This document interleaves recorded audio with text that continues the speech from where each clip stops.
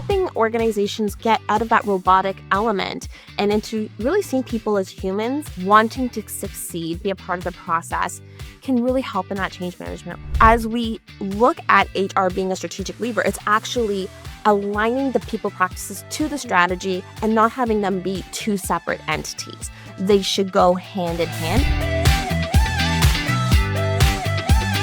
Today we are diving into HR strategy and how clarity, alignment, and momentum drives sustainable growth. High-performing teams, they don't happen by accident.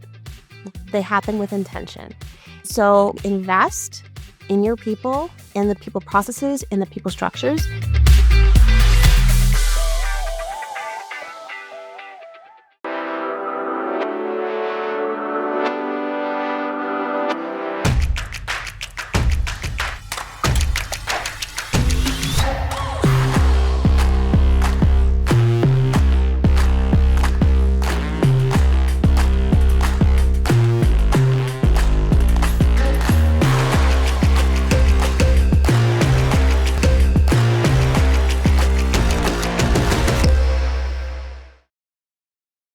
Hi, this is Kripa Anand, and welcome to the CanadianSME Small Business Podcast, where we explore the strategies helping businesses turn people challenges into real competitive advantages.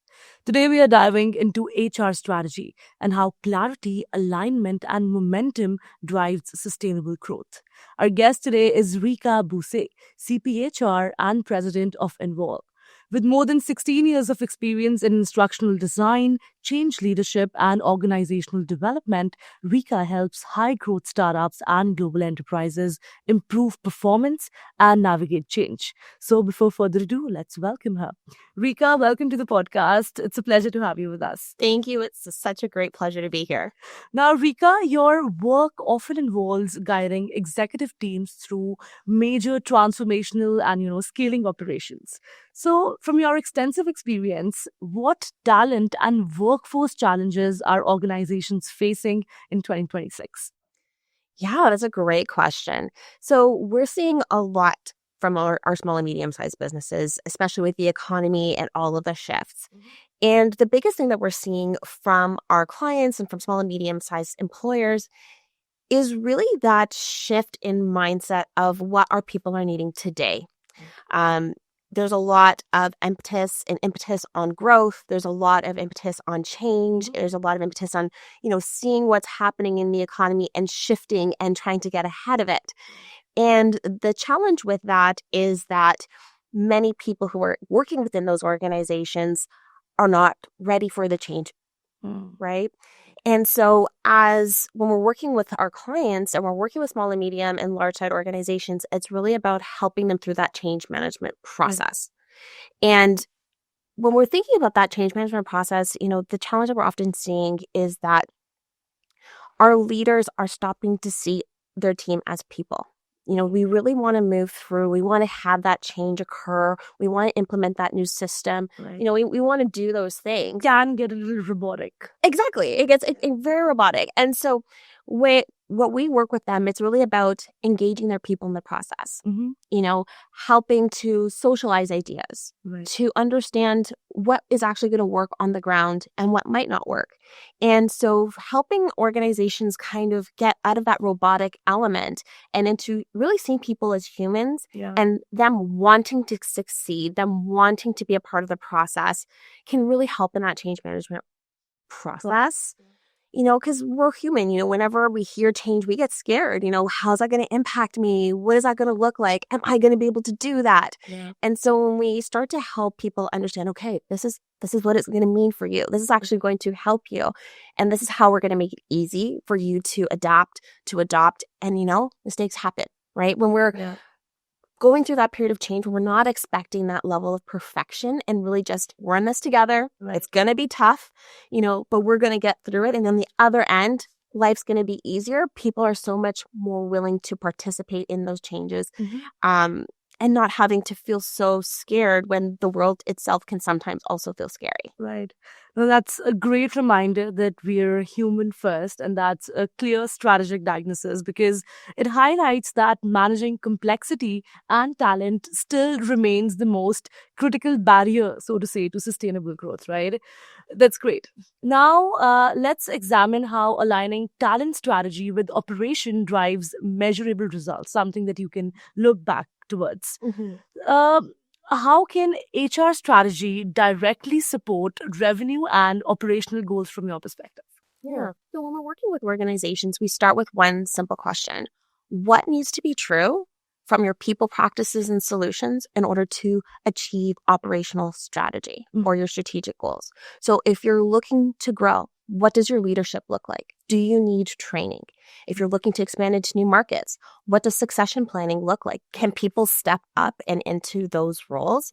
You know, if budgets are tight, do people actually understand what they're accountable to and how their contributions actually align to the business itself? And so when we think about those questions and ask those questions, then we reverse engineer it, right? Then we go back and say, okay, this is how we're going to go about this based and rooted in the strategy or based and rooted in the problem that exists for the employer, and then working it out from there. A lot of times when people think about HR, it's more of a reactionary, okay, we've done this, and now we need you to fix that. Crisis management. Exactly. And so as we look at HR being a strategic lever, it's actually aligning the people practices to the strategy and not having them be two separate entities. They should go hand in hand. And so as you're building out accountabilities, clear roles, duties and responsibilities, those are directly corresponding to what you're looking to achieve as a business. Right. That's very well articulated, firstly, because that's a crucial strategic link, right? It proves that HR should be an active partner in business strategy, not just as, another administrative function. Exactly. That's great. Now, another question I have for you is that how can leaders, people who call themselves leaders, drive transformation through clarity, empathy, and development? And what does these three things have to do with anything we're talking about today? Yeah, when we're thinking about driving change, change management is one of the most difficult things that leaders have to deal with, right? And it's actually a lot simpler in execution if we allow it to be. A lot of times when you hear about change going poorly, it's we've had an idea at the top and we've executed it, and then people respond poorly, right? When we think about change management in the context of we have a change, what is that going to mean for our people?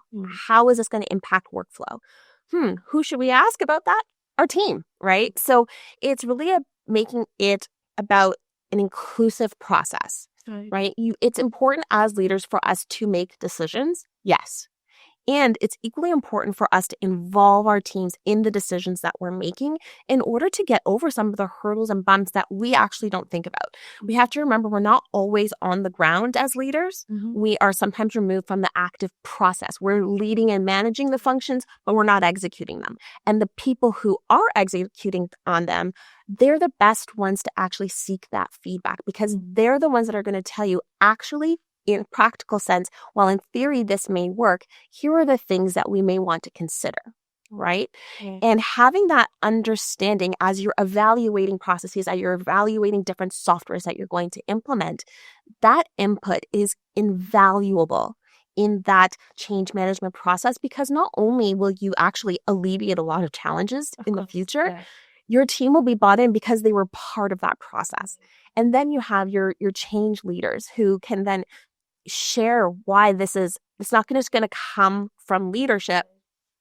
It's coming from across the board as to why this is actually going to help us, right? And you're not having to convince everyone. You've got people to help in other roles within the organization as well. And that helps to kind of ease that process. That's a valuable leadership advice because it emphasizes that successful transformation is a people first challenge, right? Requiring structure, empathy, and strong communication, as you just mentioned. That's great. All right, it's time for a quick break right here. Stay with us because when we return, we'll dig into how simplifying HR unlocks real strategic momentum inside growing organizations. Hey, you think you know UPS? Yeah, that's us. Everybody knows that. You know what you didn't know? This. Okay, try to keep up. Ocean, us. Ground, rail, air, so us. Guess who? Us. Customs cleared, borders cleared, done. Us. Still with me? Wait for it. Boom. Us. Intelligent, automated, fulfillment. Us. Yep. Healthcare too. Digital your thing? Yeah. Well, book it, ship it, track it. You feeling me yet? Yep. That's all us. That's all UPS.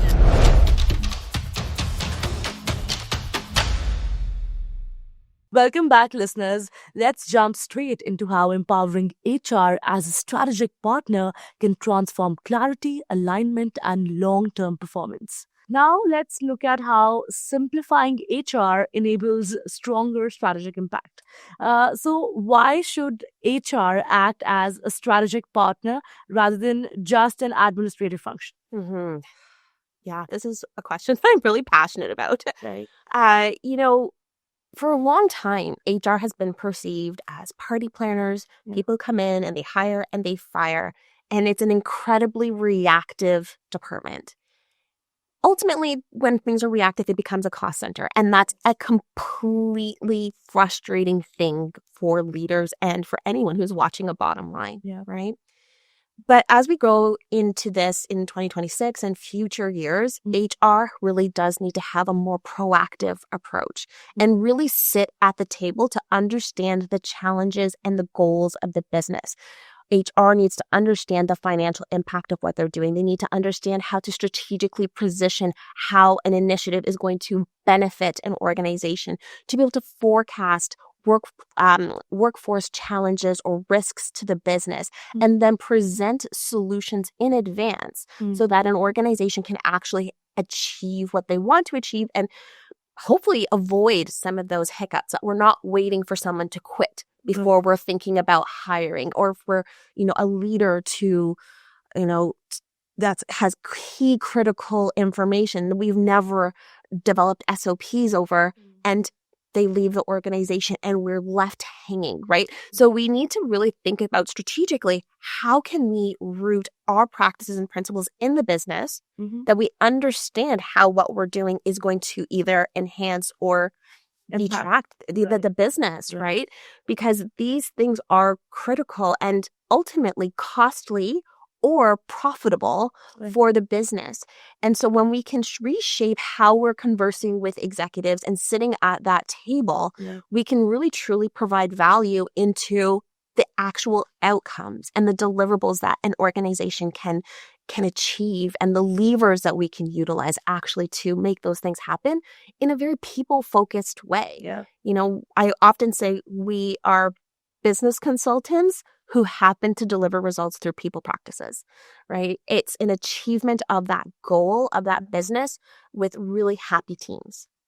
That's an inspiring vision because it highlights that strategic HR is the key lever for achieving internal clarity and organizational momentum. Hello, Canadian entrepreneurs. Are you looking to turn people challenges into business advantages? Learn from Rikka Bouseh, President of Envol Strategies, about strategic HR alignment, the pivotal role of leadership in change, and how to build a workplace where people and performance thrive. Now let's continue our conversation with Rikka. Very interestingly, I'd love to ask you, with now AI coming into the picture, your work is more focused on people-centric functions, right? So how has that impacted you or your industry at all?